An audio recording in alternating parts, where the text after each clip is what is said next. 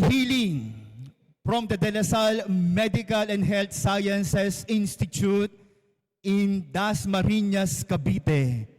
I bring peace and healing from the medical school of De La Salle. And of course, I bring my love for you. That's why I come here.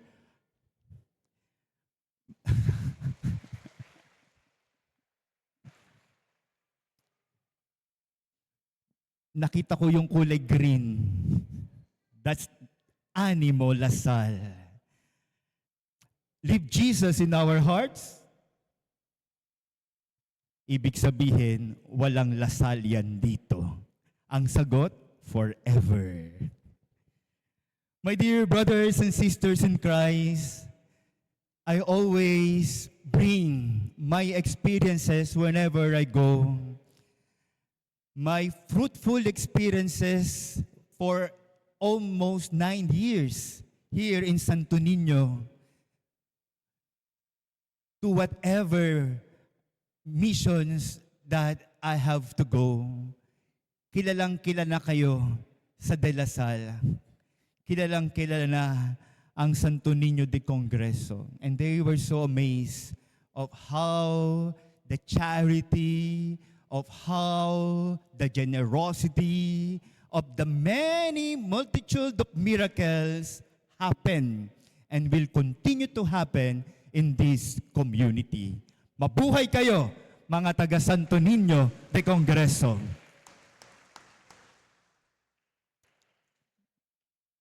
And ang daming estudyante, ha? Mukhang compulsory yata kayo sa Eskwela de Sophia, ha? Pinuno nyo ang 2 herera ng simbahan, ha? Mukhang compulsory.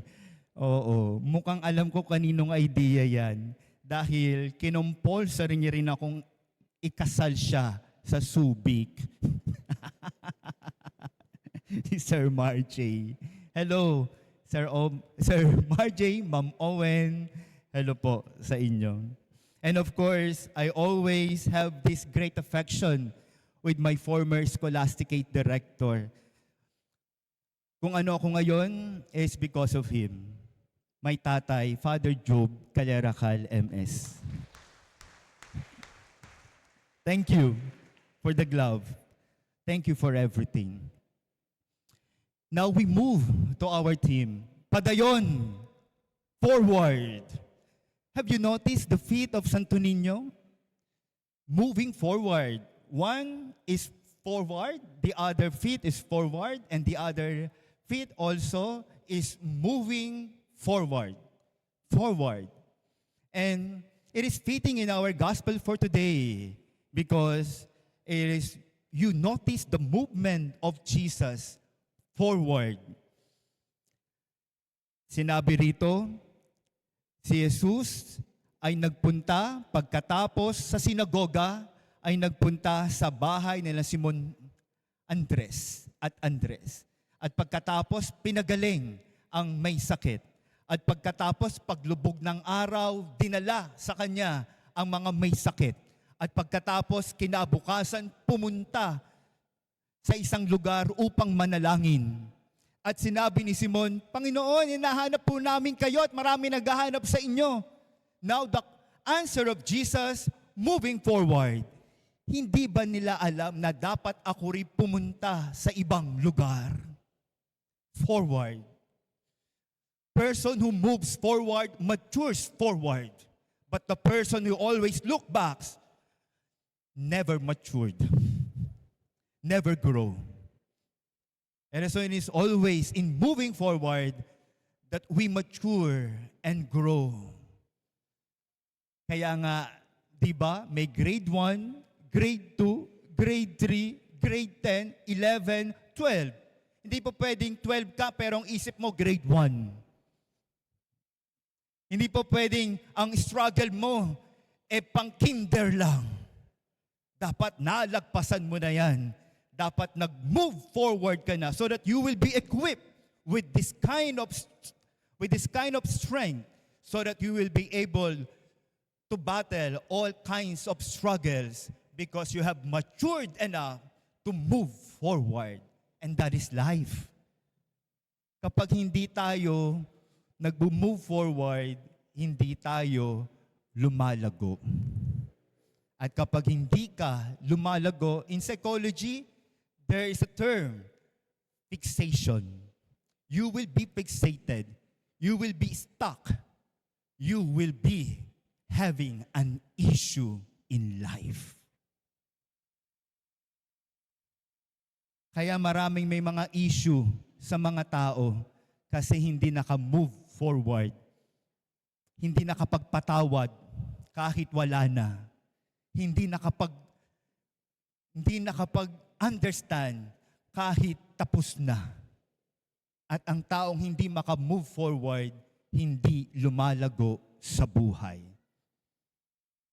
Students, I encourage you, you have lots of opportunities before you. Move forward. Do not be fixated with your cell phone. That most of the time, you always look on your cell phone. Check on your cell phone that you fail to recognize opportunities that come along your way. Move forward. Move. Alam niyo po, kung mapapansin niyo si Jesus, parati siyang pumupunta sa ibang lugar. Hindi siya tumitigil sa isang lugar. Pwede na sana, hindi ba? Pinagkakalipun-punan na siya, hinahanap na siya. And may instances pa nga kung saan si Jesus gagawin ng hari kasi pinakain niya ang libo-libong tao. Hinahanap siya ng mga tao, gagawin na siyang pinuno, gagawin na siyang hari. Pero anong ginawa ni Jesus?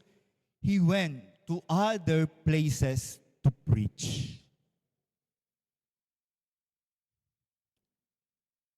Kung si Jesus hindi nagpatuloy, walang ganitong kalaking Katolikong Kristiyano.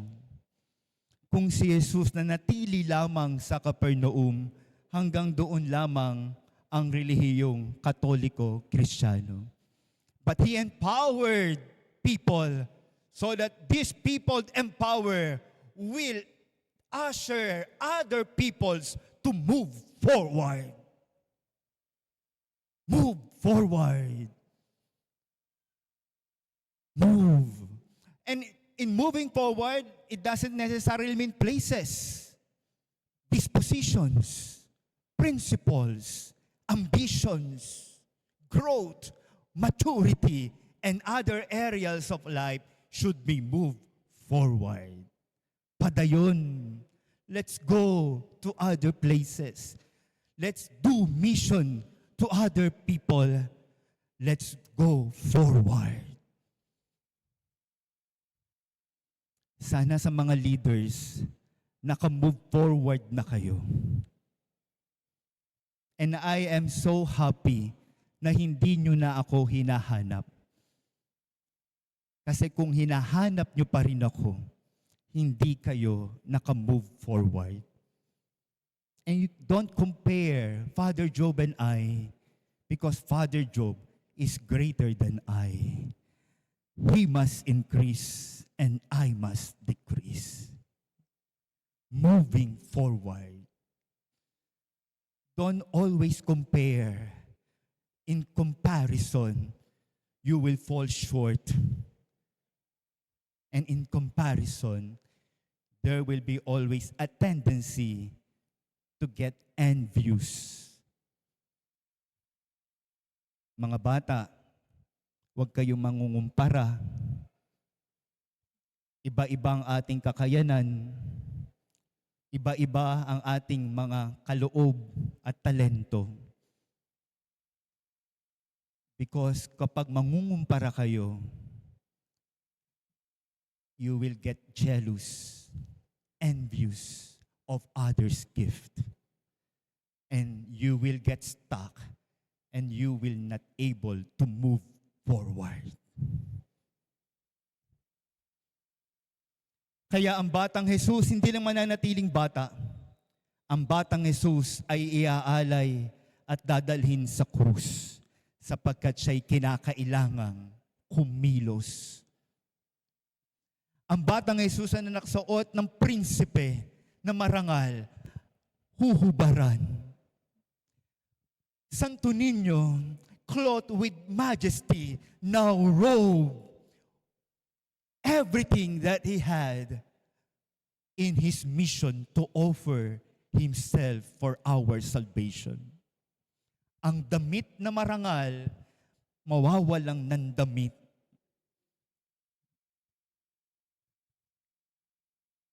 Sapagkat ang Santo Niño ay hindi mananatiling bata. Bata man sa itsura, bata rin dapat sa puso. At ang taong marunong mag-forward ay ang pusong bata. You let go of your other issues. Let go and let God. Allow God to lead you. Allow God to help you to move forward. Huwag tayong hihinto. Sa paghinto natin, hindi tayo lalago. Ang dami ko pong karanasan sa De La Salle. Ilang buwan pa lamang ako bilang chaplain. At sa sobrang dami ng karanasan ko, there was an instance I saw a young woman crying in the air-conditioned chapel. Ito kasi yung chapel, ito yung residence kung saan ako natutulog, nakatira.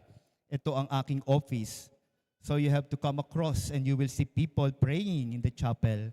And I saw one crying out loud. Nilapitan ko, ba't ka umiiyak? Father? Yes. Father? Yes. Father? Yes. Binigay ko naman lahat, Father. Yes. Pati tuition fee ko, binigay ko, Father. You know, the tuition fee in Medical School of De La Salle, mababa ang 100,000 per sem. You know? Medical eh. Pati tuition fee niya, ibinigay niya. Sabi ko, bakit? Father, kasi mahal na mahal ko.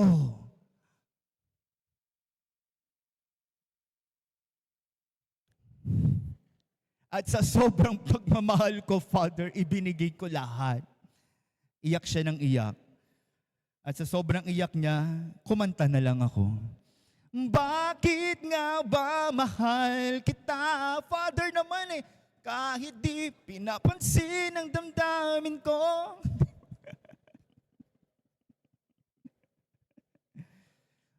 But I told to the student, kinakailangan mo, you let him go.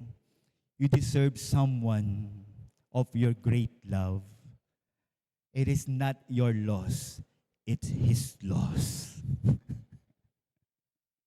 Move forward. Kapag nagbigo kayo sa pagmamahal, let the person go. Let them go into your life because you deserve more than them. Pag iniwang kayo ng asawa nyo, move forward. Wala tayong magagawa. Hindi naman po pwedeng ipilit na lang ng ipilit. Pero magpapatuloy ang buhay. Sa mga nabigong pangarap, God has a better plan for you. Do not get fixated and stuck with your frustrated ambition because God has a better plan for you. Amen. Maliwanag po. Magdiriwang na kayo ng piyesta. At sa pagdiriwang nyo ng piyesta, move forward.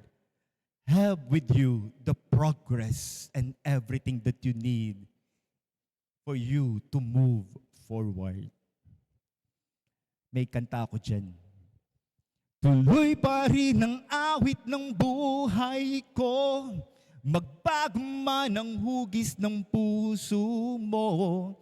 Handa na akong hamunin ng aking mundo, pagkatuloy pa rin.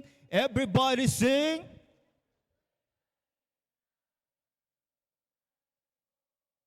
Magbago man ang hugis ng puso mo, handa na akong hamunin ang aking mundo, pagkatuloy pa rin. God bless you. Happy Fiesta po.